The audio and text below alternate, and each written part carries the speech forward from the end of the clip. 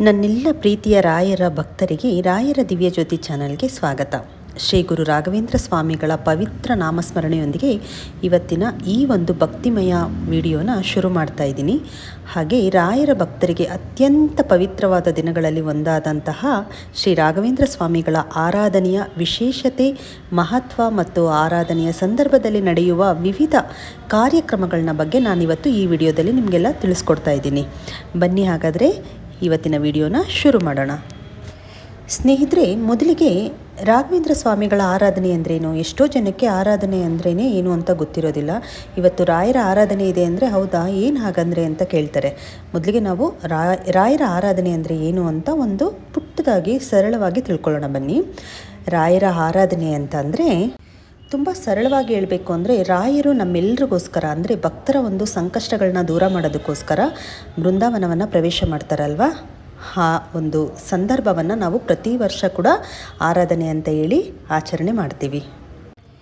ಇನ್ನು ಆರಾಧನಾ ಸಂದರ್ಭದಲ್ಲಿ ರಾಯರ ಮಠಗಳಲ್ಲಿ ವಿಶೇಷ ಪೂಜೆ ಮತ್ತು ಪಂಚಾಮೃತ ಅಭಿಷೇಕ, ಅಲಂಕಾರ, ರಥೋತ್ಸವ, ಪಲ್ಲಕ್ಕಿ ಸೇವೆ, ಭಜನೆ, ತುಂಬ ಅನ್ನದಾನ, ಈ ರೀತಿ ತುಂಬ ಒಂದು ಕಾರ್ಯಕ್ರಮಗಳು ನಡೀತಾ ಇರ್ತವೆ. ಧಾರ್ಮಿಕ ಕಾರ್ಯಕ್ರಮಗಳು ಪ್ರತಿಯೊಂದು ಮಠದಲ್ಲೂ ಕೂಡ ನಡೀತಾ ಇರುತ್ತೆ. ಅದು ಸಣ್ಣ ಮಠ ಆಗಿರ್ಬೋದು ಅಥವಾ ದೊಡ್ಡ ಮಠ ಆಗಿರ್ಬೋದು, ನಮ್ಮ ರಾಯರು ಅಲ್ಲೂ ಪ್ರತ್ಯಕ್ಷವಾಗಿದ್ದಾರೆ, ನೆಲೆಸಿದ್ದಾರೆ ಅನ್ನೋದಾದರೆ ಖಂಡಿತವಾಗ್ಲೂ ಆರಾಧನೆ ದಿನ ಆ ಒಂದು ಮಠನ ನೋಡೋದಕ್ಕೆ ಎರಡು ಕಣ್ಗಳು ಕೂಡ ಸಾಲಲ್ಲ. ಅದಕ್ಕೋಸ್ಕರ ನಮ್ಮೆಲ್ಲ ರಾಯರ ಭಕ್ತರು ಅವತ್ತಿನ ದಿನ, ಆರಾಧನೆಯ ದಿನ ರಾಯರ ಮಠಕ್ಕೆ ತೆರಳಿ ರಾಯರ ದರ್ಶನವನ್ನು ಪಡೆದು ಅವರ ಆಶೀರ್ವಾದನ ಕೂಡ ಪಡ್ಕೋತಾರೆ.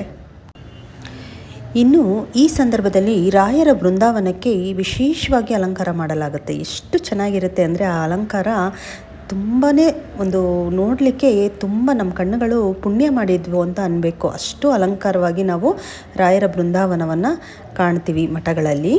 ಇನ್ನು ಮಂತ್ರಾಲಯಕ್ಕೆ ಹೋಗಲಿಕ್ಕೆ ಸಾಧ್ಯ ಆದರೆ ತುಂಬ ಜನ ಈ ಒಂದು 3 ದಿನ ಮಂತ್ರಾಲಯದಲ್ಲಿ ಕಾಲನ ಕಳೀತಾರೆ. ಅಂದರೆ ರಾಯರ ದರ್ಶನವನ್ನು ಪಡ್ಕೊಳ್ಳೋದಕ್ಕೆ ಮಂತ್ರಾಲಯಕ್ಕೆ ಹೋಗ್ತಾರೆ.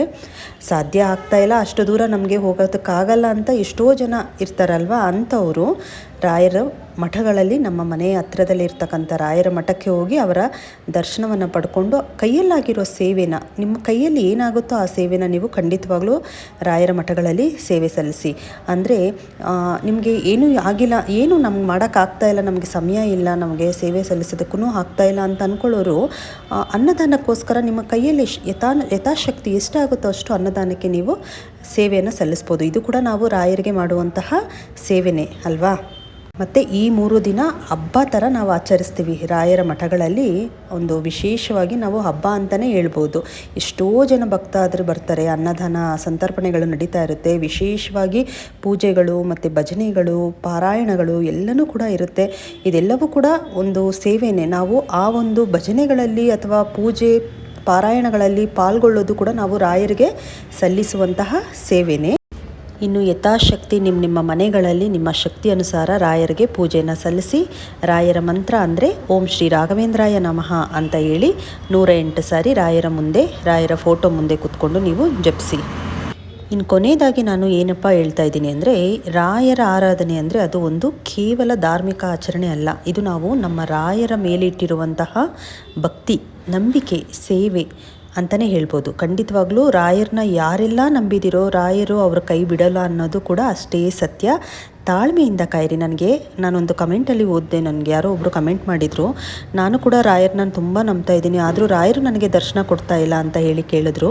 ನಾನು ಹೇಳಲಿಲ್ವಾ, ಸಮಯ ಅನ್ನೋದು ತಾನಾಗೆ ಎಲ್ಲನೂ ಸರಿ ಮಾಡುತ್ತೆ. ಆ ಸಮಯ ನಮ್ಮ ಹತ್ರ ಬರೋವರೆಗೂ ನಾವು ತಾಳ್ಮೆಯಿಂದ ಕಾಯಬೇಕಷ್ಟೆ. ನೀವು ರಾಯರ ಮೇಲೆ ಇಟ್ಟಿರುವ ನಂಬಿಕೆ ದೃಢವಾಗೇ ಇದ್ದಿದ್ದೇ ಆದರೆ ಖಂಡಿತ ಒಂದಲ್ಲ ಒಂದು ದಿನ ರಾಯರು ನಿಮಗೆ ಯಾರ ಮುಖಾಂತರನಾದರೂ ದರ್ಶನ ಭಾಗ್ಯ ಕೊಟ್ಟೇ ಕೊಡ್ತಾರೆ, ಚಿಂತೆ ಮಾಡಬೇಡಿ. ಶ್ರೀ ರಾಘವೇಂದ್ರ ಸ್ವಾಮಿಗಳ ಕೃಪೆ ನಮ್ಮೆಲ್ಲರ ಮೇಲೆ ಇರಲಿ ಅಂತ ಹೇಳಿ ಇವತ್ತಿನ ವಿಡಿಯೋನ ನಾನು ಮುಗಿಸ್ತಾ ಇದ್ದೀನಿ. ರಾಯರೇ ನಮಗೆ ಗತಿ, ರಾಯರೇ ನಮ್ಮ ಶಕ್ತಿ, ರಾಯರೇ ನಮ್ಮ ರಕ್ಷಕರು. ರಾಯರನ್ನ ನಂಬುದವ್ರನ್ನ ರಾಯರು ಯಾವತ್ತೂ ಕೈ ಬಿಡಲ್ಲ, ಇದಂತೂ ಸತ್ಯ. ಈ ವಿಡಿಯೋ ನಿಮಗೆ ಇಷ್ಟ ಆಗಿದ್ರೆ ಪ್ಲೀಸ್ ಲೈಕ್ ಮಾಡಿ, ಶೇರ್ ಮಾಡಿ, ಸಬ್ಸ್ಕ್ರೈಬ್ ಮಾಡಿ ಅಂತ ಕೇಳ್ಕೊಳ್ತಾ ಇವತ್ತಿನ ವಿಡಿಯೋನ ನಾನು ಮುಗಿಸ್ತಾ ಇದ್ದೀನಿ. ನಮಸ್ಕಾರ ಸ್ನೇಹಿತರೆ.